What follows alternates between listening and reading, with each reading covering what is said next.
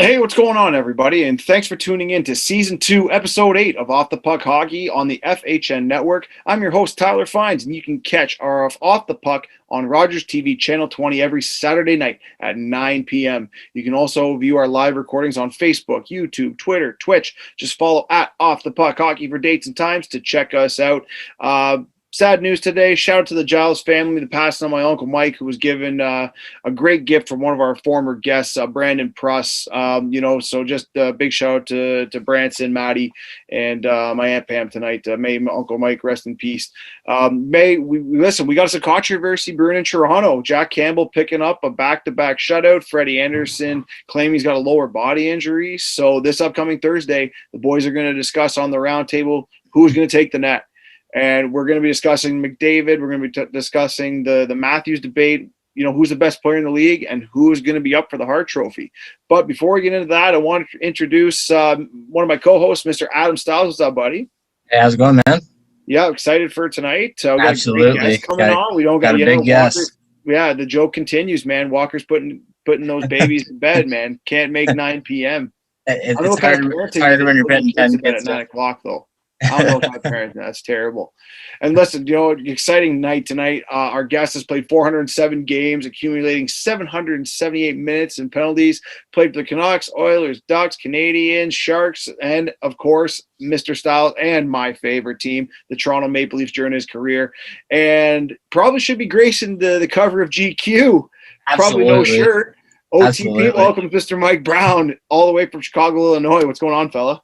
Oh man, thanks for having me. What an intro though. That was great. No problem. Hey, listen, I follow you on Instagram, and every day I wake up and I'm like, all right, today's the day. Yeah, and right. Pound back a couple McDoubles, a couple. You gotta motivate. You gotta motivate whatever it is. Hey, I'm a coach now. You gotta motivate people that if they don't want it, you gotta make them want it. Yeah, so that's awesome. So where are you coaching now? Like I said, you just previously before the show said that you're in Chicago, or just outside of Chicago, I should say. Yeah, so I'm coaching in Vernon Hills, suburb of Chicago. I coach both my kids' teams, the Might and Squirts, and run the off ice, basically all the strength coaching for the organization, which led into what I'm doing now. But a lot of strength training and stuff, different programs. But yeah, I'm in the Vernon Hills area coaching. That's awesome. And how old are your kids? They are 6 and 9. So I got in Might and Squirt. First year Might, first year Squirt. This year was their first year travel, which pretty much wasn't travel, but yeah, at least they got the amount of practices in. Absolutely. That's great. That's great that you're giving back, and obviously with your NHL experience and your Instagram, you're doing all this weight training. How did you all of a sudden just get into that and decide to put the camera on yourself and start working out? You know what? I've always been a workout freak, I guess if you'd say. Like I always came into NHL camps and won the Ironman award for best fit. Coming into camp, and I always had my own way of doing things, and I wasn't really it was unconventional. I did things my way, and for me it was when I was done playing, I felt it was a way to give back and a way for me to give my program out to other people that wanted to do it. And I basically just teach people the way I trained as I played and throughout my career, like even youth hockey, growing up, younger to older, and that's basically the program I give out now is throughout each different age group, and more of a mentality aspect of it too. Not just here do it. It's more of a why you're doing it and what it's going to take to get to the next level. So. For me, I got into that just because when I was done, that was something, and plus with my injuries and stuff, I needed to keep active. So I felt that if I were to keep working out, then it'd be a good thing for my body. How important do you feel fitness is for people looking to get into the game and getting into it, and how much did it play into your game personally? I mean, that was all my game. That was. I had to work harder than the next guy. I was never the best skilled. I was never the best player on the team. I was never the most skilled player. So for me, it was the work ethic. It was the mentality about the game and coming in and working harder than the next guy. And if for me, like we talk about my training, I'm not going to train with another guy or another group of people because I'm going to train as much as I do with them is what they're going to do. I want to do more. I want to do something else. I want to be extraordinary. So for me, I'm going over the top, and if it's what I'm doing, and I look back at like a poster I have. It's called "Nobody's Looking," and it's what you're doing when nobody's there. You know, everybody's a hero when someone's watching, and you're told to do something, and you're with a group, and you're training with a group, and this is what you have to do, and they give you the program, and they say 1, 2, 3, 4, 5. You know, do this. And for me, it was like, no, I want to be able to do this on my own, and I want to be above everybody else. And if I'm going to do this much, you know, and I know that no one else is doing this, that's what's going to set me apart from the rest. So I think for me, that was probably the best part of my career. I just want to piggyback off that, Adam, before we move on. I just wanted to ask, you know, like, who influenced you to really start training like that? And more importantly, like, when did that kind of kick in? If I don't do this, I'm not making it.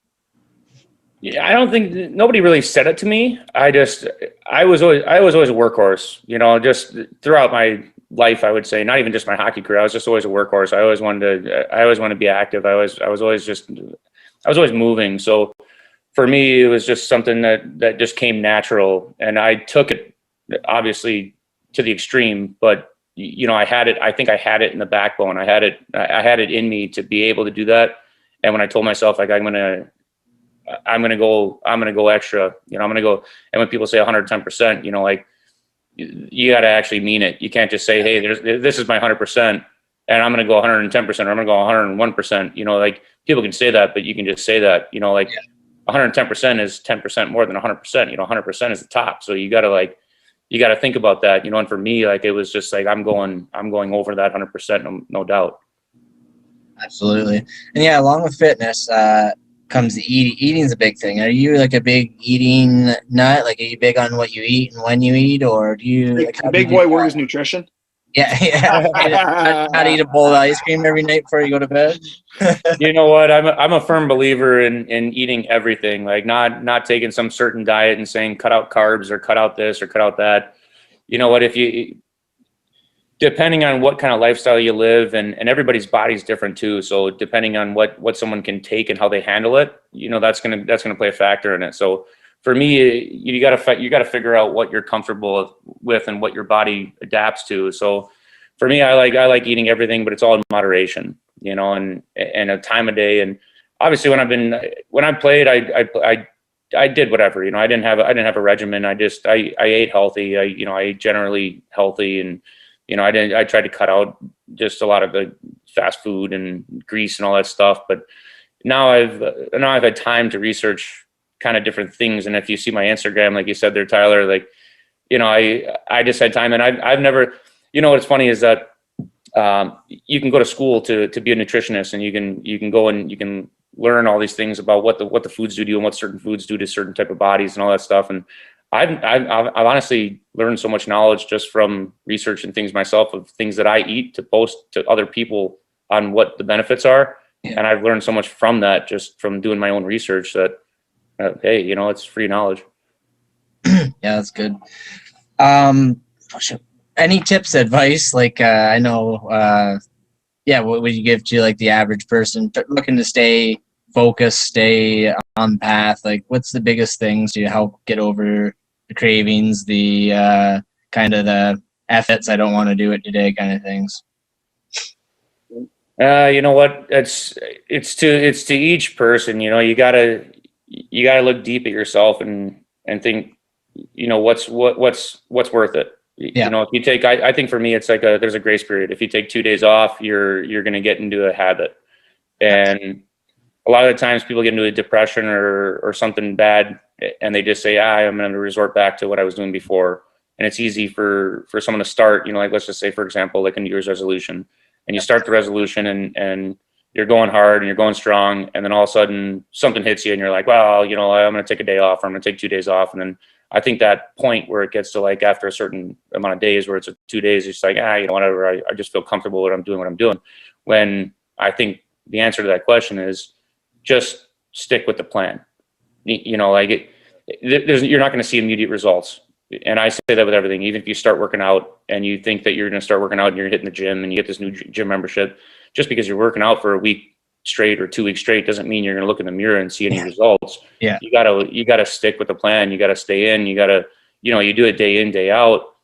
Hey, it might, and I tell people that, all the people I train too, it's like, hey, you're not gonna see this right away, but trust me, take a picture, track yourself, take a look, and even if you don't track yourself, I'll track yourself. And then here down the road, I'm going to show you and you're going to go, wow, I didn't realize that's what I was, but a lot of people get sidetracked. So the best part is, just kind of, if you would say, put that stuff on the side, listen to it, just, don't let it go by, don't let it float by, but listen to it, take it in, but then kind of put it in a compartment and let it go. Finds, you got anything? Yo, of course, I've got tons, and like I said, I want to get ready to, talking and playing here and playing in the NHL, and just to kind of the process that you went through. It's one of my favorite things to talk about is especially guys like yourself that went in the fourth round. Not like you said, not necessarily the most skilled guy on the planet, but you had a job to do. So kind of talk about that job that when did you realize, like, what, this is what I'm going to do if I want to play in the NHL. And, what was maybe some of those conversations, whether with coaches or GMs that said, this is the way we want to make you play? I think for me, it started, I would say the U.S. national team, the NTD pre-program, where it maybe even before that too, even my last year of midgets as a, whatever it is, 14, 15-year-old. And I think just the way I was playing growing up, I played a hard game. I hit, I forechecked, I just played that hard game, and as soon as fighting was allowed, I was playing that hard game, and people were coming after me. And I think for that, it was a way of being like, well, I can't play this way unless I'm going to defend myself, or if I'm going to play this way, I got to do it the right way because there's other people that are playing this way that are going to do it harder than me. And if I want to succeed, I got to do it the best. And so in one way or another, it was, I think in the junior level when I was playing for Team USA, and the coach basically said, this is what you're gonna have to do, and this is kind of what I labeled myself as. Yeah, I went to the college route and I played for University of Michigan, and there was no fighting allowed. I did have one fight, got booted out of a game, got suspended for a game. People went nuts, but it was like, for me growing up, like that was the best part of hockey was watching all the players. And I, coming from Chicago, I watched all the Blackhawks, I watched Probert and I watched all these guys and that's all I cared about. You can watch goal scorers and Jeremy Roenick but I got on my seats when guys were fighting and playing hard and hitting. And absolutely. That was just like my style of play. I just gravitated toward it. And then I think for me, it hit me when I was a first year pro going into the Manitoba Moose, and Elaine Vigneault was my first coach, and then Scott Arniel. And they both told me, basically, you're going to have X amount of penalty minutes. You're going to have this amount of fights per year if you're going to want to make it. I didn't know anything before that because I was just going in playing my same role that I was playing before, even dating back to juniors. But they kind of guided me, and said, hey, you're going to have 200 plus penalty minutes. You're going to have this many fights. So by doing that and playing that role, it's just automatically came to me. Obviously, I'm not going to just go in and just want to just be a fighter. I'm not going to want to be this hardworking guy. So I took my time and went in the off season and trained with some UFC fighters and did my own stuff. And obviously, I wrestled in high school, so I had a base behind me, and I just took it to a different level. I boxed all the time. I did things that were going to help me out and make me a better, I guess if you want to call it fighter, but not even fighter. It was just more of like my work ethic. Even just by training with these people, it helped my work ethic, my style of play out, and that's basically what happened throughout my career. What was Vigneault like as a coach? Yeah, especially at that young age, he's just coming up through the ranks, right? Yeah, so I didn't mind him at all. He was funny. Like for me, it was every time I think about Vigneault, it was he always pushed me to the limit, and I thank him for it because when he went to Vancouver and I was still in the Moose and he became the Canucks coach. He brought me in the year after. But it was just like every time I think of him, I think of lining up on a faceoff and I'm obviously a rookie in my first 2 years in the minors, and these players, these veterans were sticking me in the leg and hooking me in and testing me, and I can hear them on the bench going, "Don't take that shit! Don't take that shit!" And all the teammates, they would die. And as soon as he said that, I'm like, well, I'm not going to, because my coaches knew that I would do anything. Like, I don't care what you say, I'm going to still do it. If you're my coach, whatever, I'm going to do everything for my team. Yeah. And so I'd hear him just that high pitched voice. I'd hear him. Oh man! It's funny. I never pictured that. I had a coach that did the same thing. Every time he screamed, Mike, like literally the octave went above an E. Like it was, and the problem was you couldn't take him seriously. So he every was time the only. No, but I agree with you. But he was the only one. He was the only one that I could actually hear over everything. He had such a distinct voice where like there's no like I knew it, and he wasn't telling me to fight. He was just saying, don't take that shit. I'm not going to take that shit then. Like, what do you mean? That's awesome. So you scored your first goal, with Canucks. Who do you remember how you scored it and what goalie it was against? Oh, it was an awesome goal. I was standing in front of Backstrom and I tipped the puck in. Nice. Hey, goal's a goal, man. That's it. Yeah, I know. No, it was it was awesome. Actually, the cool thing about it was my first call-up game was in Minnesota, and that was because of because of an incident. I forgot what happened. I think someone on Vancouver had slashed Koivu, and they didn't have any toughness in Vancouver, so they ended up just calling me up. Yeah. And the funny thing about that was I feared Bugard. I'm like, geez, my first NHL game, I'm playing against Bugard, and I'm just like, oh my God, you got to be kidding me, And the first thing when I got there, I had the assistant coaches. They came and hey, what's going on? Welcome, welcome to the team, and this and that. Hey, just so you know, like you're not here to fight Bugard. You're not here to fight Bugard. I was like, good thing, Like, I'm not like, okay, fine, all right. If you tell me that, then fine, I won't. Yeah. I played my first NHL game in Minnesota. I ended up fighting Voros that game. I think a couple shifts in. But going back to what you said, my first NHL goal was actually my third NHL game, and it was back in Minnesota. So it was pretty cool. That's pretty cool. First NHL game was in Minnesota, and then my first NHL goal was in Minnesota, which was 2 games later. Do you remember what actual player greeted you when you walked in? Because you were with the Sedins, you had Naslund, everybody, Kessler. Actually, had Sundin too there when he came over. Yeah, Sundin was there too. Sundin screwed me twice. Maybe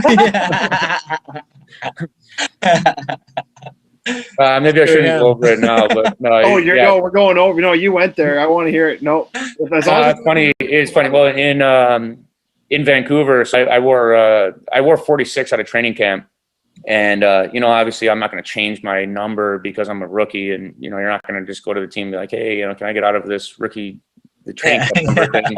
And I'm wearing 46, and by my second year. They were like, hey, what number do you want? What do you want to do? And I'm like, well, obviously I wore 13 my whole youth hockey. All right, fine, I'll take 13. And they give me 13. Well, I don't even know if any other players done this, but I wore 3 numbers in one season. And I really don't even know if any other players done this. It probably is a record. 46. I came from 46 in training camp, or out of training camp the second year. They finally switched me to 13, so I switched to 13 during that season. And that was the year where they were going to sign Sundin to that 20-year or $20 million 2-year deal, whatever it was. Yeah. And he's 13, right? He's 13.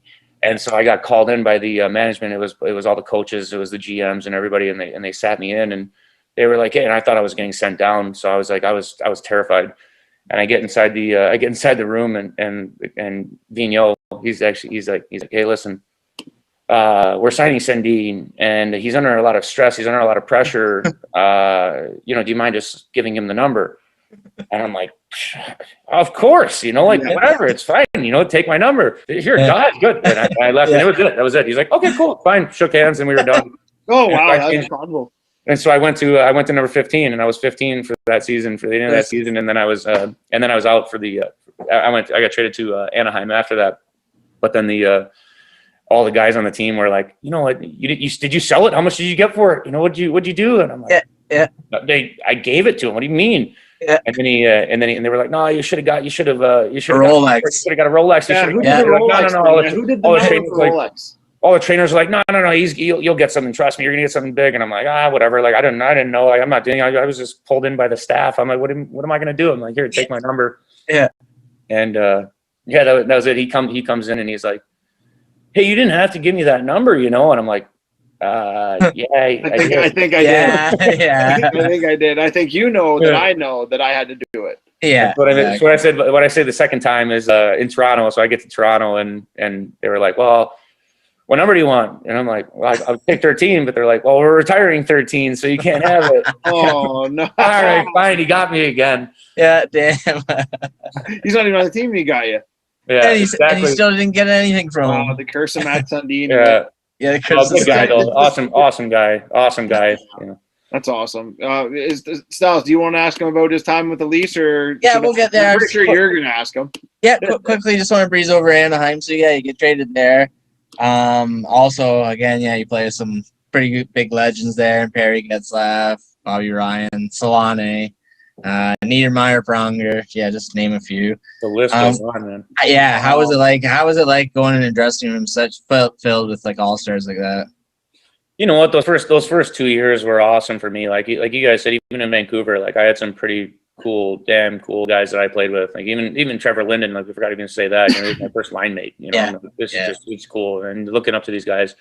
And then the funny part about going to Anaheim was they were part of our conference. So the teams that I played when I was in Vancouver were a lot of the tough teams, and Anaheim was a tough team. So I'd fought 7 guys on that team before getting there and walking in. And they were on the road. I forgot where we were. Maybe it was Arizona or something.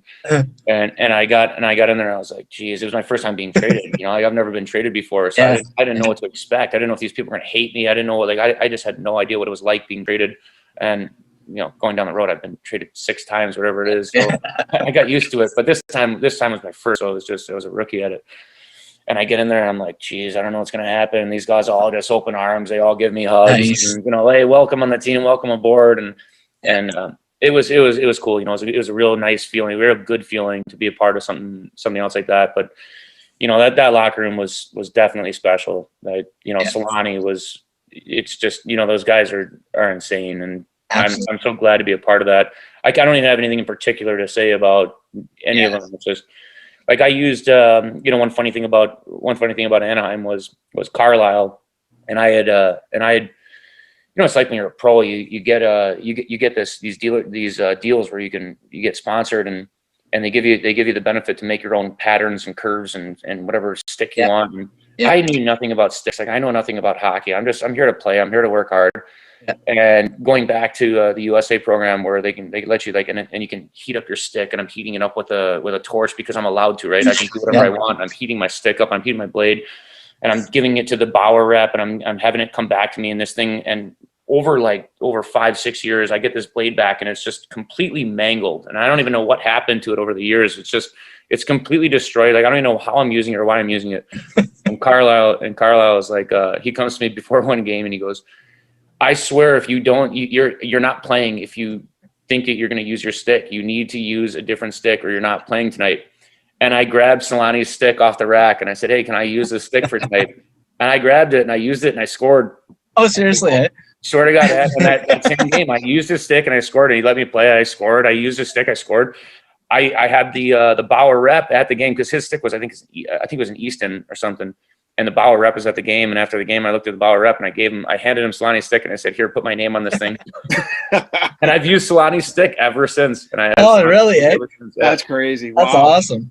That's crazy. Before you're going to talk about Leafs, but before I brush over the Leafs, Styles, I just wanted to ask one question because it just came to me. You talk about being traded, and you were traded to multiple teams. I just want to know what's that like? Was there a move that might have been a little bit harder than others? Good question. If I had the same kind of question. Nice. Well, you know what? There's 2 different ways of looking at it. There's either trade or there's getting picked up off waivers. And I think 2 times I was picked up on waivers, and a couple times I was traded. Or you know, I don't know the exact amount, but for me, it's a business, right? And we know as athletes, we know it's a business. We're entertainers, you know. And if you don't realize that, I think you get pushed out faster than you should. But you can look at it in 2 different ways. Hey, the team doesn't want me. And then you can also look at it in a different way where there's a team that does want me. So if you look at it on the bright side, I think you're going to have a good future. And I always looked at it as that I don't care what's happening before me. Maybe it was a money situation. Maybe it was just a number situation. Maybe it was just what they didn't want or what they wanted, whatever it was. And I always looked on the bright side and said, hey, this team wants me. And it's a whole fresh start. You know, I can do my thing there. And there's a lot of players like me. You know, there's a lot of players like everybody. But you know, you strive to be best. You don't want to leave an organization. That's the last thing you want to do is leave an organization. But hey, like I said, it's a business. Yep. And for me, I'm going to go and do my business elsewhere if that's the case. Absolutely. So yeah, well, I touch before the Leafs. I get in the Leafs here. So you got your first taste of NHL playoff experience in Anaheim too. How was that? Like, how was that compared to just regular season? It was cool because they had won the cup the year before too, which was pretty cool to me. You know, like they won the cup, and I'm coming to a team that just won the cup, and they had almost the same team. I think, if not the same exact team as they did the year before. I think they lost maybe 2 or 3 guys, but you know, it was just, I think, and shoulda, coulda, woulda, you know, but we lost in game 7, I think, second round against Detroit, who ended up losing, and Detroit ended up losing to Pittsburgh that year. But it was an amazing experience. And for me, it was, I'm a playoff type of player. Like I can play that role. That intensity. Pretty good, that intense level, you know, end of the season, just give it everything you got, turn it into a rat, whatever you want to call it. Just, you know, get under guys' skin, aggravate them, kill them, just whatever you got to do. So that was a real good taste of playoff hockey for me. Nice. Yeah, we could absolutely use you on the Leafs right about now. We don't have anybody like that. No way. Yeah. No. What, you come back? You got my boy Jumbo though. That guy's awesome. Right? How is he? Yeah, you played with him down in San Jose. How's he? Obviously legend. Like, how is he in the room? He's awesome, man. He's one of my favorite guys ever. I still keep in touch with him. He's such a beauty, man. That guy is the best. He's the absolute best. Just a true leader, eh? You bring a lot of leadership to the Leafs, then, obviously. I mean, I would say so. I don't know in the new era, you know, what's just going on now. Like I told you guys, I don't follow it, but you know, just knowing what type of guy that guy is. I'm a locker room guy, you know, and I just he's on my side. He's on my team any day of the week. He's such a good dude. He's never going to steer you wrong. He'll help out all the rookies. He's a good guy to have. 100%. True beauty for sure. He is. If Phil Kessel was on the Mike Brown training plan, how much better would he have been? Even though he's already good. If Phil Kessel was on my training plan, he wouldn't be. No, right? Just wouldn't work for him. You wouldn't even be on it. What are you talking about? There's not a chance. He's on his own program. Was he actually really lazy, like they say? You know what, though? He's awesome. I don't know. I don't even know if you want to call it lazy or not.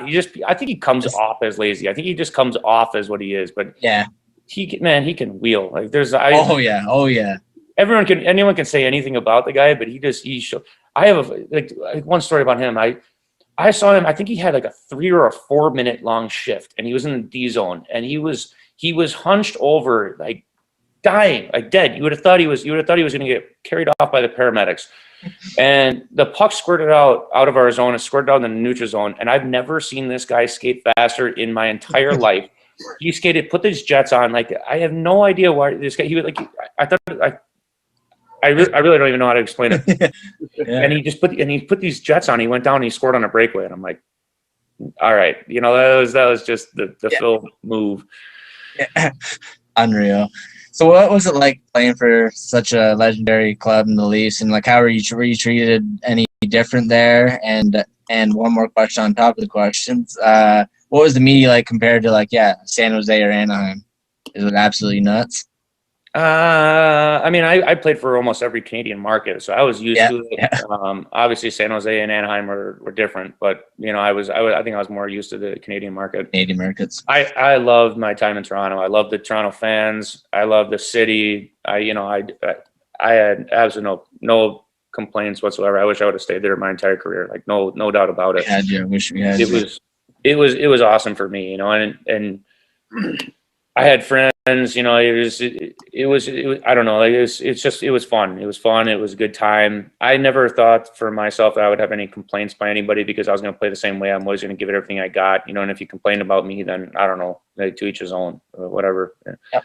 And so I never really had any problems. But the funny part is like going to Montreal from Toronto, you know, like, oh, you want to go to Montreal? You want to? Oh, like, it's not my choice. I got picked up on waivers. What was it like playing on the other side, like on rivalry? Was there any feelings there, or anything, or was it just whatever? I'm playing for. Yeah, it was part of the second part. Like, it was just I'm playing. You know, I think as a fan, like for me as a fan, like growing up, I would have thought about that. But then as a player, it's, you know what? Hey, I'm here to play. You know, there's only things that you have like between like heated players. Like there were certain players that I had heated battles against, and we'd fight all the time. And there was nothing about a certain team that Yeah. ring a bell or anything. Yeah. Well, listen, Mike, I don't want to take more of your time. We're really gracious for you to come on. I know you got two little ones at home. You know, talk about just before you go, just quickly, just talk about where people can find you if you're looking for your workouts. I follow you all already. I can't get through half of them, so I'm sure somebody else there probably can. But just tag wherever your Instagram, and so people can follow what you're doing, because it's fantastic. So my Instagram is msbperformance.com or MSB Performance. My Facebook, Michael S. Brown Performance LLC. Facebook or website, msbperformance.com. And basically what I do is I'll do team training, individual training, a lot of stuff now. I do virtual training because I can reach people that are outside of the Illinois area. And I don't know, a lot of teams like it. You know, a lot of the older teams, a lot of youth teams. I do a lot of plyometrics, a little bit of everything. I do specialized programs. So if there's anyone that wants to reach out that are part of a team, just go on my either my website, msbperformance.com, reach out to me, tell me you're part of a team, tell me you heard about from the podcast, whatever it is, and I'll speak to you directly. I don't deal with anyone else. So I do everything myself. I do all the training, I do all the videos, I do everything myself. So that's pretty much it. You know, I'm just starting out. It's not like I'm massive. I like giving back, and I feel like I've had pretty good feedback from everybody else doing it. Well, you're likely going to get some business from me, because I got my AAA team, and we got to get them boys rolling for coming year. My little 10, 11-year-old boys. Well, get them on there. I've done a handful of that group. Oh, they're fantastic. Yeah, good little small town group, and I guarantee if Walker was able to make it tonight, maybe some of his junior C, maybe you can get one or two guys to sign on. They are junior C, so commitment level is a little shady, but you never know. If Mike Brown, I guarantee people are showing up. All right, awesome. Yeah, let me know. Let me know anytime. Well, listen, thanks again for coming on, Mike, and really appreciate being a part of the Off the Puck show, and for everyone watching out there, thanks again. All right. Thanks a lot, Mike. Appreciate it, man. You're welcome. Mike Brown, NHLer, retired, and living the good life. Oh, it's awesome. GQ, man. Holy. Yeah, he's huge, man. Just a man rocket. Yeah. Oh, he's so huge. But yeah, so listen, glad to have Mike on. Obviously, Walker's still kind of tied up with his putting the babies to bed, man. Right. So now you and I can get right into it, because I've been dying to talk to you about kind of what's been going on here in Leafland. Yeah, man. Let's go. Let's go. No, yeah, absolutely. So let's talk about the controversy that's going on right now with Jack Campbell and Freddie Anderson. I mean, you're a goalie, man. You know more than I do about the position. Like, what do you do if you're the coach? Yeah, well, I had this argument on Facebook the other day with one of my buddies. Yeah, I said right now Anderson's the man, or not. Sorry, Campbell's the man. You're gonna make a lot of people pissed off. You don't get the names right. Yeah, I know. If I don't know what I'm talking about, but no, right now Campbell's the man. Anderson's came out. He said he's been playing injured. That's why Saturday he sat, right. We would take an injured Anderson over Michael Hutchinson any day to start, so I don't really blame the club if they were letting him play or whatever happened there, if Anderson just wanted to play or whatnot. But Campbell's played really well, so you got to give him a little bit of leash to go with it and see what he actually can do when you give it to him, right? Also, with Anderson coming up with the offseason, kind of want to know what you actually have in Campbell, right? You'd like to know, is Campbell, could we ride Campbell as our number one guy actually and sign, kind of do a 1A, 1B situation like a lot of other teams do in the league, right? No problem. I was going to say, if you're watching this, we got Mikey Walker's going to join us there. He's hopping in. I think he's hopping in. Yeah, I'm just letting the producer know in the background. grace us with their Well, presence. I know what I do. Listen, when I produce 100%, I hit record, see you later, grab a coffee, grab whatever, and I just keep looking at the time. If something goes wrong, nothing I can do about it. But yeah, I probably have to let Matty know that Mr. Walker's trying to get in the room. But we'll get him in here and we'll start to ask his opinion on what's going on. But yeah, I think you got to give it to Campbell. Like you have to. Like That's what I said. What Like point do you ride the? What point do you say like you have to Cam Ward this? yeah, right. Cam Ward, right? Yeah, got to ride the hot hand. Yeah, right. And yeah, you never know. You never know what you feel like. I mean, he's had his time in LA. He's had a little bit of time when Quick was hurt and time to play. But whole new team, whole new situation. He's matured more. He's played absolutely phenomenal all the games he's played this year when healthy. And yeah, like I said, when you go into the offseason, you want to know what you kind of have in Campbell. And who knows? Just yeah, like you said, the Campbell or the Jordan Bennington. You know, you ride him, and what if he rides it right into promised land? Right? You never know. You got to do it. You got to try it. You got to let Anderson get a little bit healthy, anyways, and be back to full form. And then, of course, it's probably his crease in the end. But yeah, you got to give Campbell it for a bit. Agreed. Here comes Big Daddy, Mr. Mike Walker. What's going on? He is Making a late appearance, putting in the part-time Walker is what I'm going to call him now. Part-time. Yeah. PTW. PTW. Yeah. Thanks for coming on. We're just would love to hear your opinion with the Campbell and Anderson situation. Like, what do you do? I think you got to roll Jack right now. I mean, yeah. Obviously, Freddie. I said to Adam today, Freddie's due every couple years for an injury, and I think it's because he plays so much. Yep. So I mean, give him his time, and then when he's ready to go, then he's, hopefully he's ready, and it's at the playoff push. Hopefully both can be healthy at the same time, and then you can rotate it in a good rotation instead of riding Freddie like. Agreed, man. Agreed. Now listen, I got a guy we work with, and he threw out this wild accusation, and I was like, I don't know. So I kind of looked it up on Cap Friendly, see if it would work. How about this one for a go? Ryan Miller and Raquel for Anderson and a pick. I keep Freddie. Yeah. Well, number one, Miller makes $1 million. Mm-hmm. Anderson makes $5 million. So there's the 4. That covers that. Right? I'm not quite sure. I can't remember what Raquel was, but it's enough that you may have to throw in, like, I don't know if you throw in Robertson or throw somebody in, but he's a bona fide NHL player.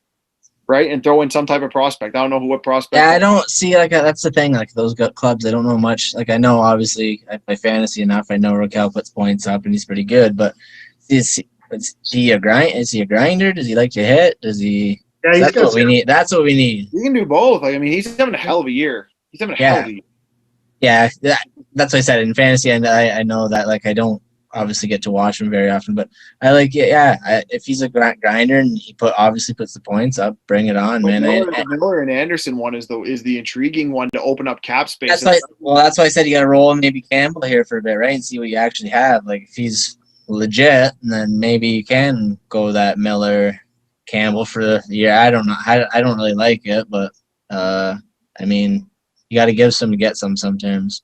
Yeah, I don't know. Does it make the team better? I don't know if it does or not. Right? Like, I don't know what makes the team better. That they already have. I mean, are you looking at the man, or are you looking at the forward? Like, is Robertson the answer to come up to give him a hand?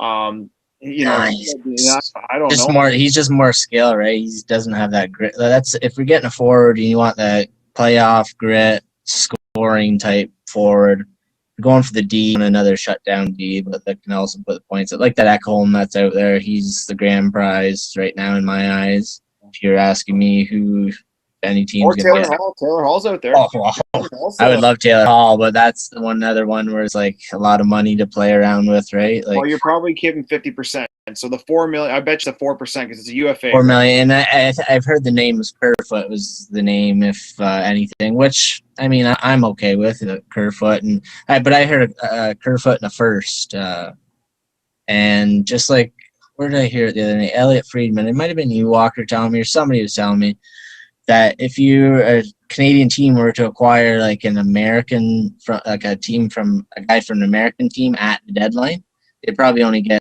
4 to 6 games out of him before the playoffs. Yeah, So they're trying to get rid of that, but I don't think it's going to happen. So say you do that, you get bounced first round playoffs. Is that worth it for like 10 games for a first round pick? It's just so. Not unless you're planning on re-signing them, and they don't have anybody coming off the books, so they're going to be able to pay him 5 or 6. Because Taylor Hall didn't do himself any favors, so he's not getting himself $8 million. He's probably going to get 5 or 6 for. I said he's probably getting 5, and then he'll have to bridge. He actually wouldn't be surprised if he does a bridge contract just to get maybe a 2 or 1 year deal just to get his name back out there, because this year has been an absolute disaster. He'll probably do. Yeah, I could see him doing a 2-year deal to try to get his. Yeah, I think we got stats back Buffalo. Like Walker, what's going on with Buffalo? Buffalo, man. I kind of want to talk to Brownie there because he had Kruger for his coach, right? And Kruger I forgot. He was. Yeah, so I kind of wanted to ask him if what he thought of him, but it's kind of hard when, like I said, I had 8 pages on Brown, then he said a half an hour. I was like, that's just right, that's how it goes in the business, right? That's what I said. I'm like, whatever, it is what it is. So Walker, what do you think? Walker. What the Boston announcers say there, it's their. He's an idiot. Don't even talk what he's saying. He's brutal. He's a clown. It's their biggest clown ever. 5 year. It's their 6 5-year plan in 5 years or something like that. He said. I mean, it's basically true. Yeah, he's kind of right. Oh, it's like rebuild. What do you think about Eichel? I think he's gone. I don't know. I don't know. I don't think he's there for a rebuild anymore. It's kind of like what Carlson said. He didn't go to San Jose for a rebuild. He didn't do himself any favors either. No, so he's not doing much now. No. You got Hall, Skinner, and Eichel is embarrassing. Skinner. Carlson complaining about where they are. Like the NHL players are about to take the NBA approach where they just say, I'm not wasting my time here, and I gotta get out. I got to find a way. I don't know how I'm going to do it, but I got to get out of here. And so I don't know how he gets out. I don't know what the deal is. I don't know what it's going to take for him to leave, or more importantly, does the GM want to give up a top 5 center in the league, like when he is actually playing well? The big one was rumor here is New York, the Rangers and Lafreniere coming the other way. What was it? Yeah, it was Lafreniere and something else. I heard him like it was kind of interesting, but it was like bust. I said bust. The other kid they just got Lafreniere bust. Yep, remember that? I've said everybody. I said from the beginning, bust. Bust. Yep, bust. There's only 4 guys coming. There's only 3 more guys coming that are going to make the league better. It's going to be Shane Wright and Connor Bedard.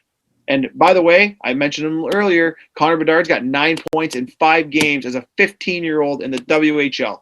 No big deal. Yeah, he'll be special. He's about this big. Oh, really? Eh? Dude, he's like 5'7". Yeah, you wouldn't be surprised. Yeah, he's. I guess he's 15. Dude, not even. It doesn't matter. When he scored the goal, like Shane Wright's like 6'1", and he's 15. Oh, yeah, he's right? A big boy. But then it's funny. Like Connor scored his first goal, and he goes in for the hug for like with the boys, and they're like hugging his little cousin. They're like, "Yeah, way to go, guy! Yeah, way to go." This kid's nasty though. He's Patrick Kane. Patrick Kane. That's who he is. Something I wanted to mention to you is you see that. Was it? I guess what's today? Monday night. Holy man! Sunday night. You see, there's a little history set there with the All Black Line and the old ex-guest of the show, Akil. Another guest. I was actually going to mention to Brownie. Funny story, because you remember how he said that he was one of the guys that did the 3 jerseys. Yeah. When I had Jim Thompson on, Jim Thompson was the only guy. He's got a crazy stat. He's the only guy to be drafted in 3 expansion drafts. Oh, seriously? Yeah, that's kind of a cool. He's the only guy. So now we got the 3. Well, the 3 and the 3 entry drafts. Yeah, Walker, you missed it there. Brownie was saying about his 3. He had 3 different numbers throughout the year because he had his rookie number.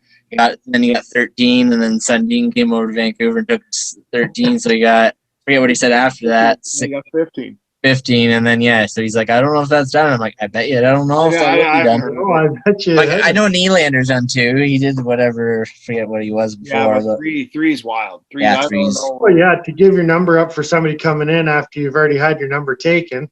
Yeah. Like, yeah. And then the better part of the story, I think, was when he goes to the Leafs and they're like, okay, I want 13. He's like, well, we're going to retire 13. So Sonny screwed him twice. So Sonny screwed him twice, and he didn't get a Rolex or anything out of it. I love it. I thought that was great. No, yeah, it's been crazy. Like, just wait for those guys to come. But I thought Lafreniere would be a bust, and I don't know. He looks okay right now, but I still think it's not. Byfield. Yeah, but that line, Smith Pelly, Quentin Byfield, and Akil Thomas. What a night they had too, eh? With that's crazy. A hat trick, a goal and assist, and an assist. Quinn's doing really well. Keel's doing good. Keel's doing really well. Another former guest of the show, Graham Clark. He's up with Binghamton. I think he's got 8 points in 12 games. Oh, seriously, eh? Yeah. Mike Vukovic, another guest, signed with Binghamton as well. So him and Clark are playing together. Yeah, we're just getting guys signed everywhere. Oh, yeah. Yeah. Little OTP bum. Yeah, Portland, Texas. Like, we got guys coming from everywhere. Oh, we've been killing it, man. I'm really excited. So I just want to, like I said, man, time's our enemy all the time here. Okay, we're almost halfway through the season, and we talked about, there's about 2 weeks ago when it was Austin Matthews over McDavid. Is the argument over yet? Yeah, I've said it's done. McDavid and it's nobody else. Like, he's unless McDavid gets hurt, breaks his leg or something. Every year, every year, he is like, why were we giving the trophy out to anybody else? It's McDavid, and it's only McDavid. I know they want to change it up, but it's McDavid. I don't know. Maybe I'm not wrong on this. I don't think. But then in another situation, it's just like, when's he gonna say enough's enough there? And you know what I mean? It's just him. Well, him and Draisaitl, but I mean, like, they haven't been very successful in the past, and maybe this year they could. But you know what I mean? Like, when's enough when he's putting his heart in every year, winning the scoring title every year, doing everything, but they still can't do anything? Like, what's the answer there, too? I don't know, Walks. What do they need there to be successful? A goalie. Yeah, that would help. He's not terrible, but Monkey Smith needs a goalie. No, Uncle Mikey Smith. Good old Monkey Smith. Montreal's had Price forever, and look where they are. Yeah, I don't know. Another junk. They're kind of doing a Toronto, right? It's all offense, and you don't worry about what's coming back the other way. Well, I guess, but like you still got Nurse. Like, where does he's playing in his mind. Nurse on the Leafs? Where does he fit? Where's Nurse in the depth? Is he number one? Please, oh yeah. Well, no, it depends what you say. Who's better than him? Depends what you say. Like, Riley's better offensively, but defensively, maybe not. Darnell Nurse is way more aggressive, and I like that. He'll hit, he'll fight. You got Ethan Bear, right? Like, it's not like they don't have defense. Like, everyone's like, oh, they don't have enough defense. Well, we've been going through the ringer with defense here for forever. Like, is our defense good enough? And they're missing what's his name there? That's injured there. That he's pretty big. Oh, come on, boys, help me out. Not Larson, no. He's been injured all year. Oh, Clefbaum. Oh yeah, Oscar. Yeah, and I think he's their number 2 or 3 guy there, and he's been hurt all year. So yeah, I don't know what the answer is there, but I don't know what it is either. But look at Barry. Like, Barry's having a hell of a year. That's what I was saying to Walks. That's what I was saying to Walks today. That's what he came to Toronto, and Toronto didn't need another offensive defenseman or any player at all. Well, he didn't like it. He didn't like it here. Obviously, didn't fit in well. Yeah. Honestly, he'd say he didn't like it here. Like, that's the long and the short. And then again, me and Walks said, it's a pretty easy job, just feeding it to Connor or Draisaitl, so knowing you're going to get an apple here or there. Yeah. Here, Connor, you're probably going to score. Just take it. There's an apple. I think he's got 24 assists, and he's got like 12 points on the power play. Yeah, that's what I said. Just feed Connor or Draisaitl. With Matthews or Marner, but. Yeah, but then you get Matthews not scoring like he is now. Well, he's hurt. That's the problem. Like, do you remember a time? Have you ever remembered a time when McDavid has been on a cold streak that's lasted? Streak like this? No. And I know he's hurt a little bit, but it's still not an excuse. If you're playing, you're not that hurt. No, I agree. I was gonna say we've had a pretty good year so far with COVID. They've been, but now we're into these. Now we're starting to postpone games a lot. Like Boston's now got the COVID bug. I don't even like talking about it. It makes me sick to my stomach. But like, are these guys gonna get 52 games in here? Like, we gonna get this season finished?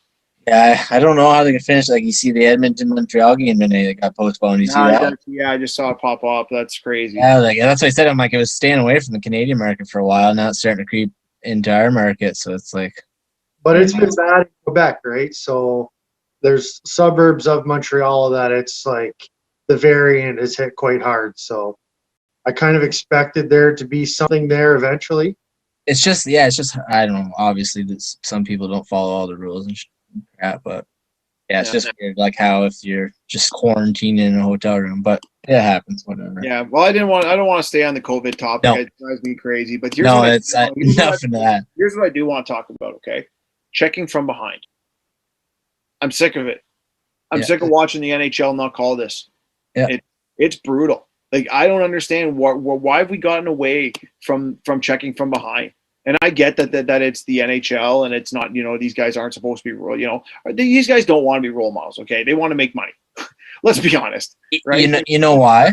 Like they don't want to be that person. You know why? Why? They don't have that stop sign on the back anymore. Nobody knows what to do. Throw it back on there. John Kerry needs to toss it. Remember that? Yeah, The old stop sign on the back. Campbell Soup sponsored it. Sure the stop sign's still in the back of the jerseys. I'm pretty sure, especially the minor. Minor hockey level, yeah. Program.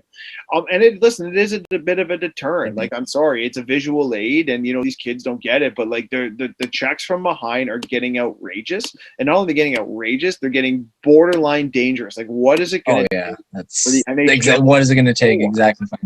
Yeah, like what's going to happen? Like, what's it going to take? What's it going to take to one of them break their necks and I don't know, I'm big on, you're probably raised this way too. Like, you have to know who's on the ice and when. And it's a big part of whether I'm going to turn my back to get a puck versus whether I'm going to slow up and go in with a player to get a puck.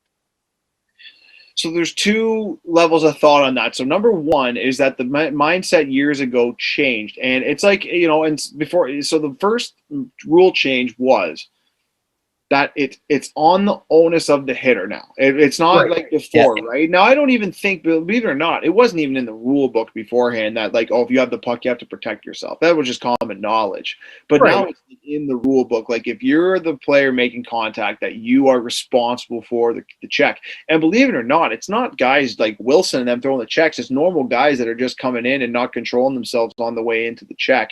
But now the second point, which is where I agree with you 100%, is that because of the game and the way it's being coached and the way it's being trained, is that these guys are looking straight down at the puck thinking I'm safe when they're really not. Mm-hmm. And what point do we have to consider that? But the problem is, like, but the thing is, though, the guy is still getting hit. Yeah. Right? The guy is still getting hit. I can't remember who it was the other night when I was watching it walks, and the guy comes around the back of the net, and all he literally had to do was keep going and just chip the puck up. Yeah, he was going to get hit, but he was going to get crushed from behind. And then he tried to turn back for a reverse, and he got smoked. The guy was just falling through in his check. I don't know. I don't know what the thing is. I don't know what the deal is, man. But it is really scary out there, and the last thing I want to see is somebody get hurt. Right, but I think that whole spin, like you said, they're not taught to worry about the check now. That maybe that's what needs to be brought back in is, hey, watch yourself a little bit better. Yeah, these guys are pros, man. These guys are pros. They know the deal, right? Like, I think they've been playing the game long enough. They know not to put their numbers towards the guy. I just don't know what I'm upset with, though, is that it's still a penalty.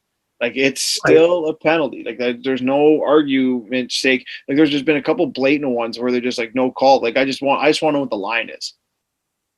Yeah, I mean, I would hope it's up to referees' discretion, right? Like, I feel there is no discretion when it comes to. Oh, I know it's very black and white, but I feel like some of these refs are like, okay, well, Marchand turned into that one as the guy who's coming full tilt to make his check.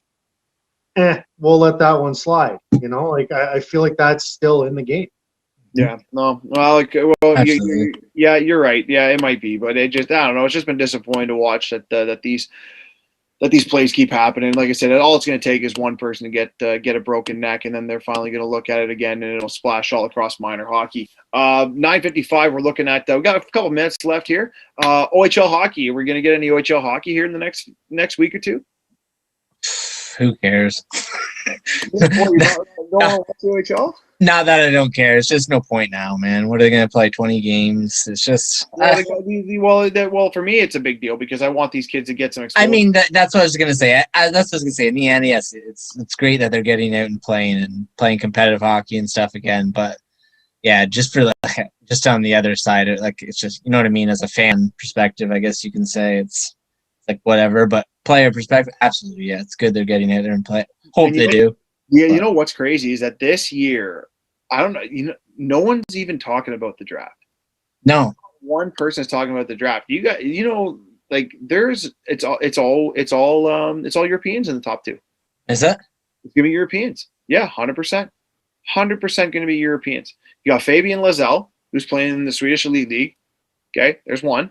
And then he's looking like he's going to be the first overall. You also got William Eklund, who's playing in the Swedish League. He's looking at number 2. You got Matthew Beniers. You got Beniers, I believe he is. He's playing for Michigan in the NCAA. This is for the NHL draft? This is NHL draft, yeah.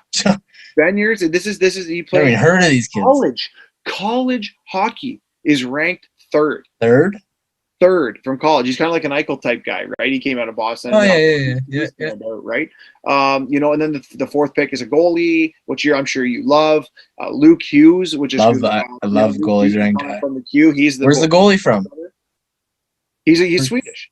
Swedish goalie. Yeah, the SHL is just pumping out guys, and then obviously the guy that I love the best, and I think he's going to be the stud of the draft is going to be Graham Clark's brother.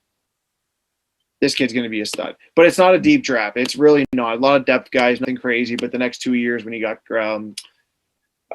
when you have Shane Wright coming in, you have Connor Bedard the year after as a 17 or 18-year-old. He actually might be – I think you have to wait till 2023 for Bedard. But they'll be chomping at the bit. He'll be by far the number 1 overall pick. Yeah. So before we go, guys, got a couple more minutes here. What do you think is going to happen here with the Leafs? Do you think they can hold on to that number 1 spot, or are they going to drop down? Is Edmonton going to overtake them the rest of the way? I don't know. I think they can hold on to it, but I don't really care what they do. They'll be in the playoffs regardless. So I just want them to play in the playoffs. They're going to. That's the thing. They're going to. It's just whoever you play, you're going to play whoever anyways in the second round or whatever. So just make playoffs and then start rolling. It's so true, man. What about your Penguins there, Walks? What's going to happen with them? Do you think they can hang on? And is Crosby done or? I don't know. Crosby's fine. He's rolling right now. Yeah, he's hot. He looks so good. I was just testing you. So's my boy Jake Gensel too. Yeah, Gensel is firing too. Kapanen. He's playing well too. Yeah, you're welcome. Malkin on the shelf though. Yeah, he's hurt, but he's like a Freddie, right? Every couple of years he's got a major injury that he's. I still think they should have traded him. I still believe it's a huge opportunity a year or two ago. But you know what though, they were loyal to him. Yeah, exactly. They were loyal to him, and I get that. But I just think to make their team better, that they should have saw the writing on the wall. But at the same time, hey, you know what? Those are the guys that got you to the dance and got you a few cups. So, I do respect their leadership and I respect their ownership from not shipping them out. You know what I mean? Yeah, for sure. Yeah, I think they're in. I think Philly is going to be that bust of that division. I agree. I think they're gone first round. Yeah, Carter Hart is awful. I think they're in tough. I think it'll be great. I actually would love to see a Philly. Carter Hart stinks. Carter Hart sucks. He ruined my fantasy. Next price. You ruined my fantasy drafts. Yeah, that's what I said to Walker. I'm like, Philly always needs a goalie, and they drafted Carter Hart. And, we got our goalie. You got him. Well, do you really? Not yet anyways. He hasn't shown anything, but I think he'll come together. But, man. Sophomore blues. Man, it's painful to watch and have on your fantasy team, man. Are top in your division. He just sinks me. Oh, Islanders. Top. How do lose just? They're good, man. They're good. They're good. Last they 10 are. games, They just lost Lee, though. 2. Yeah, for the year, right? They just lost Lee. That's going to hurt a little bit for them. Yeah. But yeah, they got good goaltending. They're good, man. They're good. Yeah. That's crazy. Yeah. Hey, Findsy, you see that Michigan fake goal? Dude, I was just going to mention that before we went. I had it in my notes here. Yeah, that was crazy. The old fake. Pretty good, eh? State fake. Yeah, that's a good one. I showed Walker today. I'm like, that's pretty good. That's pretty good. You know what the thing is though, is that everybody and their mother is going to be trying to do that. Trying it. That's well, it's the new one now, right? Like, I know. So I always think, I'm like, what's next? What are they going to do next? And that's probably well, it. Listen, hopefully we'll see the Michigan goal, the Michigan fake goal in the NHL. Maybe they're practicing right now. Right. But I want to thank our guest, Mike. Odds. Let's put the odds out. I want to thank our guest today, Mike Brown, for joining us. You can look up at Mike Brown Beast Mode for information on Instagram on how to become an absolute savage before beach season. Just a reminder, Off the Puck Hockey can be seen every Saturday night at 9 p.m. Rogers TV, Channel 20. Follow us on Facebook, Twitter, Instagram, YouTube at Off the Puck Hockey. I'm your host, Tyler Fines, and with me, as always, my boys, Adam Stiles and part-time Mike, our producer, Matt Huddle, behind the scenes, making the magic happen, and Marty Zilstra for providing our theme music. This is Off the Puck Hockey. Let's go.